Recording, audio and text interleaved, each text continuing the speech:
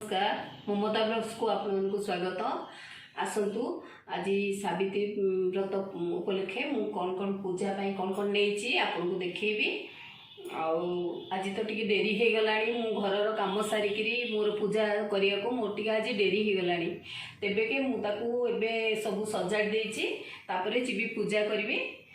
फल हिसाब रे मु फल नड़ियाटे नहीं सेउटे डालिंब लिचु तापरे किछि आंब तापरे खजूरी कदली आउ एटा हला अंगूर ए सब फल आकार जहाँ मिलला मते मु रखी एमती ना सब प्रकार आम पाइपर जी पाइबा। एबे तो लॉकडाउन शटडाउन समय आम जी पाइबा से आम निष्ठार सब पूजा करने कथा।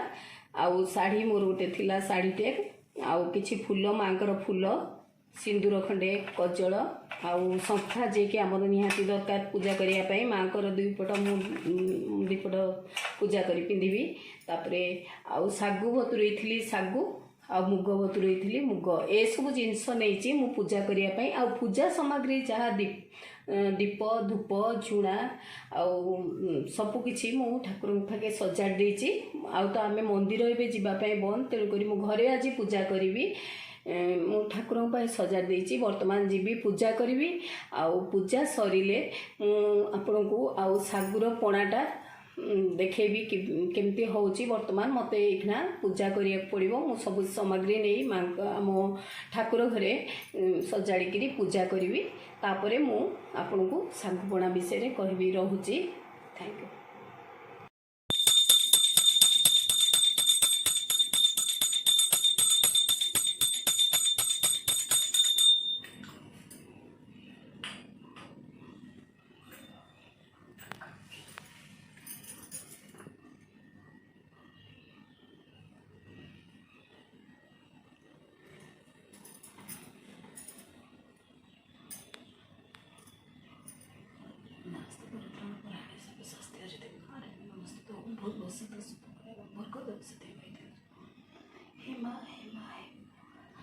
सोनायुक्त दिनास्त परित्राण परायणे सर्वशास्ति हरि देवी नारायणी नमस्ते।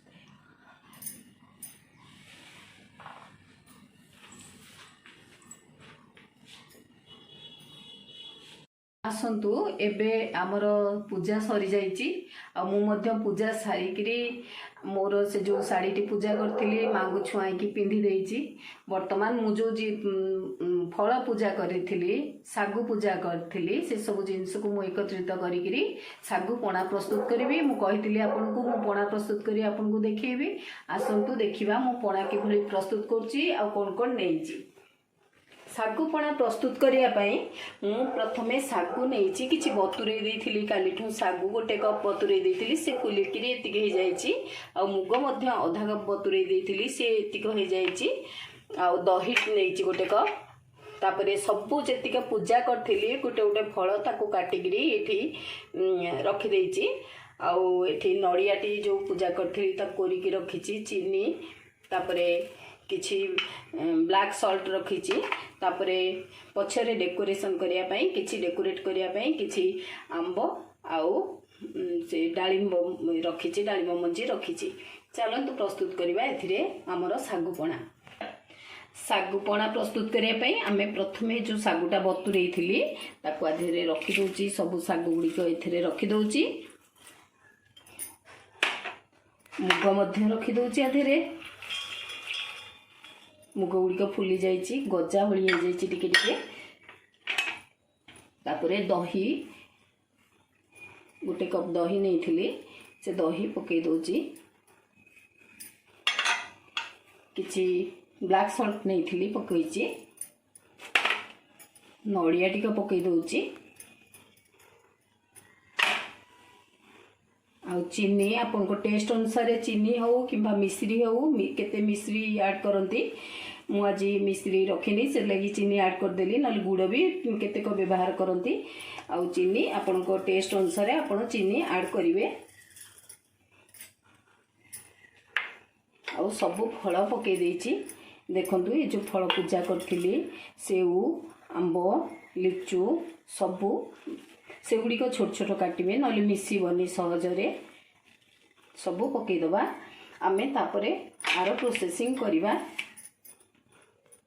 देखु आपको मुझे भाई आकार मिसई देची सब फ्रूट जेहेतु छोट छोट कर काटी थी सब मिसी जाइए सहज राधे आड़ हो जाइए। आम आपको ग्लास रे रखिकी रखीदबा ताकू ग्लास रे रखीदबा।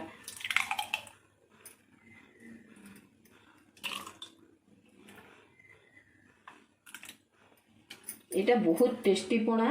तापर ये जो फल सब मुग आउ सागु मिसी एटा जानी तो ये विटामिन पूर्ण जिनस। आमर उपास व्रत रे साधारणतः नारी माने स्त्री लोक माने ये सब जिनस आहार भाव व्यवहार कले बहुत भल, कारण से मानको इम्यूनिटी दरकार भी बॉडीर।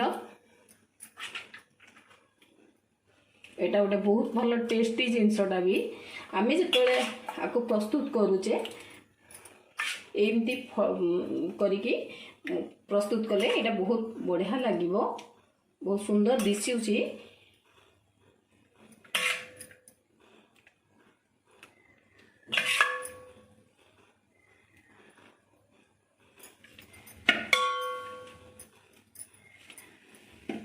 देखंतु आ ऊपर मु डेकोरेट करिया पई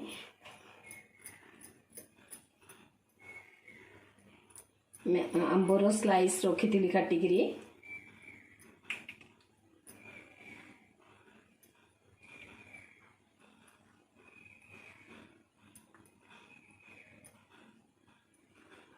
आपको आम जिते करदे आम प्रथम आम घर गुरुजन मानक दबा, कारण आम जो पूजा करिचे गोटे निष्ठार आमको गुरुजन माने एटा नेले आमको बहुत शांति लगे। तेणुक आम आम समस्त गुरुजन को जुहार प्रणाम करी आम ये सब पणा दे आम निजे पाइले आमको भी बहुत शांति लगे।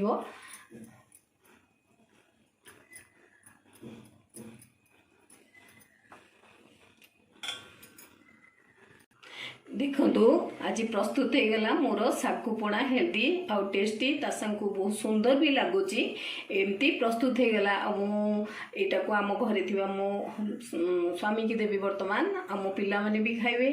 तापर आपण घरे जदि थे आपण एमती प्रस्तुत करेंगे निज गुरुजन मानक दिंतु आउ प्रणाम करने सहित